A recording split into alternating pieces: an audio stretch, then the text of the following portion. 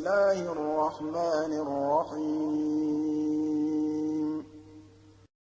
ایک حقیقت سنو، اگر تم نماز جلدی جلدی پڑھتے ہو تو شاید تم نماز نہیں پڑھ رہے، تم بس ایک عادت پوری کر رہے ہو۔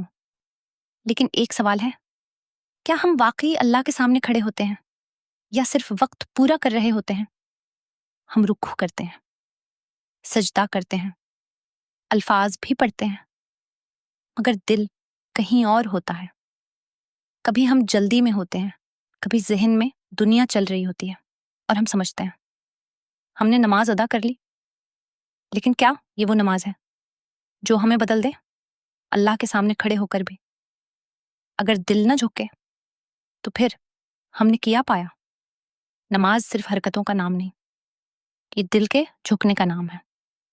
آج ایک چیز بدل کر دیکھو، جلدی میں نماز نہیں، سمجھ کر نماز۔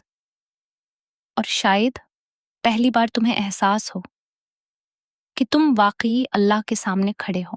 شاید مسئلہ یہ نہیں کہ ہم نماز پڑھتے ہیں یا نہیں، مسئلہ یہ ہے کہ ہم نے کبھی رک کر محسوس ہی نہیں کیا کہ ہم کس کے سامنے کھڑے ہیں